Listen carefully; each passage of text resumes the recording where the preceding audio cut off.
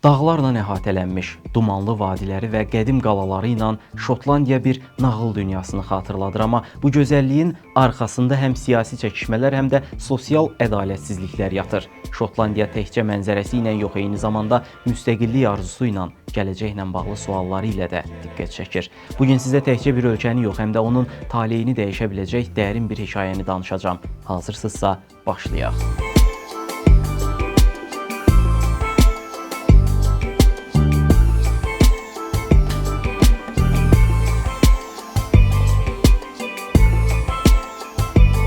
Şübhəsiz ki, Şotlandiya dünyanın ən gözəl təbiət möcüzələrindən bir neçəsinə ev sahibliyi edir. Toxunulmamış əraziləri ilə orijinallığını qorumağı bacarmış bu coğrafiya həm də yüzlərlə qalaları ilə orta əsrlərin nəfəsini insanın iliklərinə qədər hiss etdirə bilən bir yerdir. Burada hündür binalara rast gəlmərsiniz. Əksər şəhərlər yaşıl ərazilərlə əhatə olunub, canlı, nəfəs alan bir sivilizasiyadır. Əhalisi sıx deyil və demək olar ki, hər zövqə uyğun həyat tərzi təklif edir. Əgər kənd həyatı və təbiət axtarırsınızsa, Şotlandiyanın geniş ərazilərində təbiətlə iç-içə yaşaya bilərsiniz. Yox, əgər diplomatik şəhər həyatı istəyirsinizsə, Glasgow və Edinburgh sizə lazım olan ab-havanı təqdim edəcək. Əgər kənd həyatına üstünlük versəz, çox güman ki, kənd təsərrüfatı və heyvandarlıqla məşğul olacaqsınız. Həmçinin ovçuluqla məşğul olub, maral ovlayaraq satmaq və ya yarış atları yetişdirib dünyanın bir çox yerinə ixrac etmək də mümkündür. Çünki Şotlandiya atları dünyanın ən güclü genetik quruluşa sahib və surətli heyvanlarından hesab olunur. Təbii ki, bu cür məqsədlərlə heyvan yetişdirilməsi Birləşmiş Krallıqdakı heyvan haqları fəalları tərəfindən ciddi şəkildə tənqid olunur. Şotlandovçular marallara əzab vermədən ovladıqlarını desələr də, bu sözlər heyvansevərlər üçün bir qədər qeyri-ciddi qarşılanır. Şotlandiyada o qədər fərqli bir həyat tərzi var ki, bəlkə də çoxlarınız adını belə eşitməmisiniz. Bəzi şotlandlar Şotlandiya materikindən şimalda yerləşən Şetland adalarında yaşayırlar. Doğrudan da Şotlandiya və İngiltərə üzrə kənd təsərrüfatının əsl siması bu adalarda yaşadılır.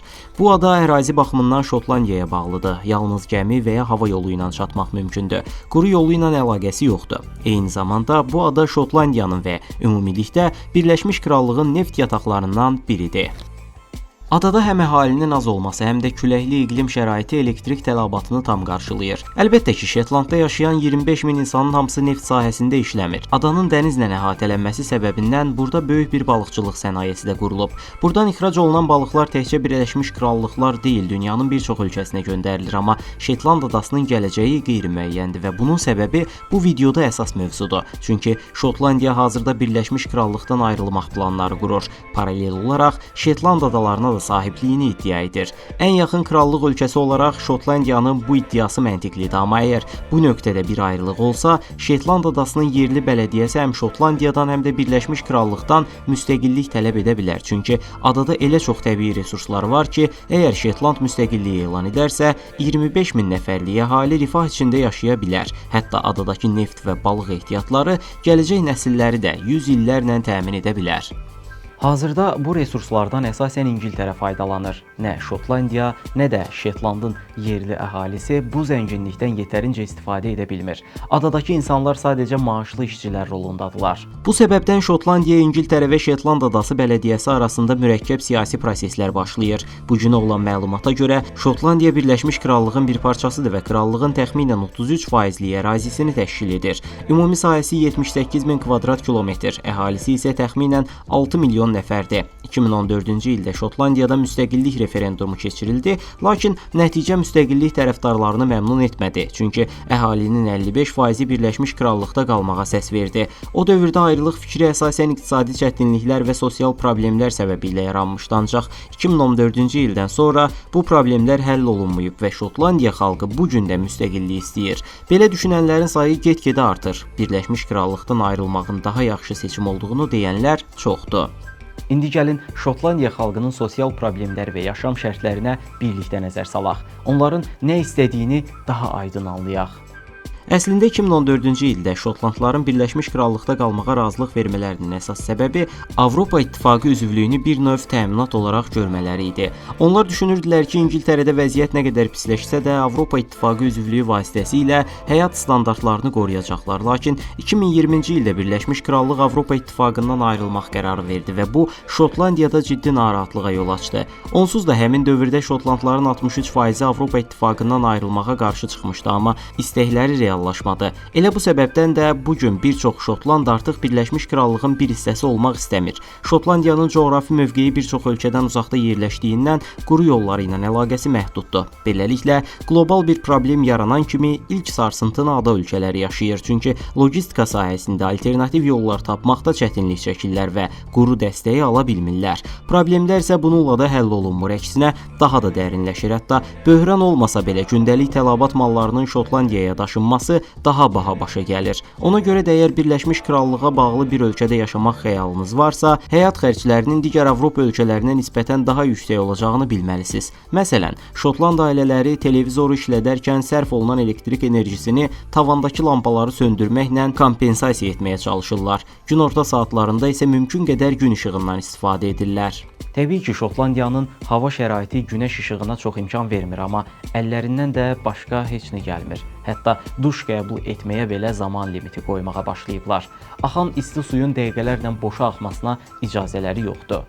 Glasgow kimi böyük şəhərlərdə isə kirayə və nəqliyyat xərcləri insanları ciddi narahat edir. Glasgow tarixən işçi sinfinin şəhəri olub. Həmişə bu torpaqlarda həyat çətin keçib. Bu gün də işsizliyin mərkəzlərindən biri olaraq qalır. Şotlandiyanın ən sıx məskunlaşmış şəhəri olmaqla yanaşı mədəniyyətin də mərkəzidir, amma artıq insanlar bu gözəl şəhərin dadını çıxara bilmirlər. Hətta bəzi sakinlər qiymətlər daha da qalxmadan əvvəl ərzaq ehtiyatı toplamağa başlayıblar və yaxın gələcəyə nikbin baxmırlar. Sahibkarlar son bir ildə qiymətləri 100% artırıb. Artan istehsal xərcləri, inflyasiya və azalan satışlar dükanların fəaliyyətini dayandırmasına səbəb olur. Çünki Şotlandiyada bir çox meyvə-tərəvəz xaricdən gətirilir. İqlim səbəbilə yerli torpaqda gündəlik istifadə olunan tərəvəzlər yetişmir. Nəticədə tərəvəzlərin qiyməti ət qiymətinə bərabər olub. Bu da insanlarda həm yoxsulluğun daha da artacağı, həm də cinayət hallarının yüksələcəyi qorxusu yaradıb. Glasgow və Edinburgh kimi mərkəzi şəhərlərdə 2 otaqlı evlərin kirayəsi 1500 funt sterlinqə çatıb. Əgər daha pis şəraitə razı olsaz,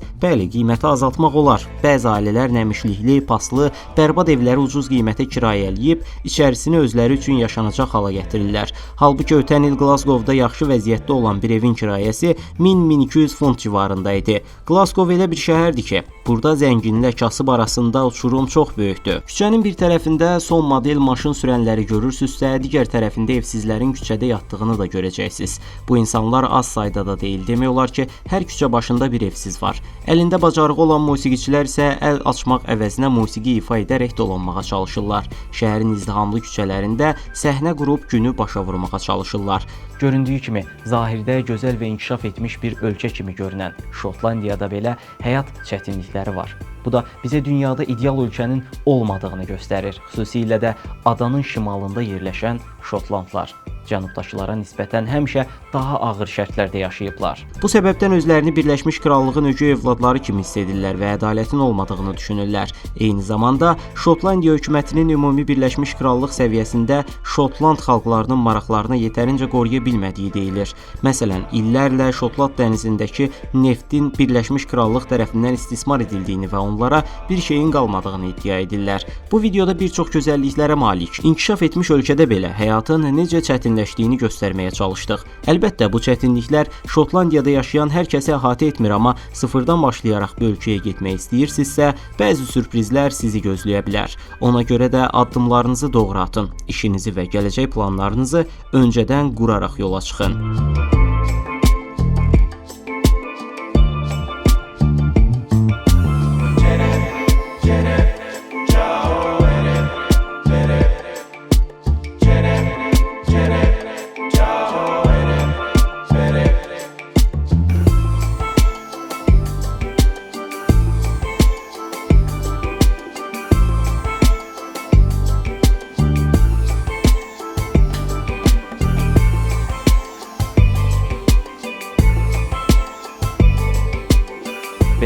Video haqqında fikirlərinizi və məndən hansı ölkələrdən danışmağımı istədiyinizi şərh bölməsində paylaşmağı unutmayın. Dünyanı birlikdə kəşf edəcəyik. Bu səbəbdən yeni videolarımı qaçırmamaq üçün kanalıma abunə olun. Növbəti videoda görüşənədək. Sağ olun.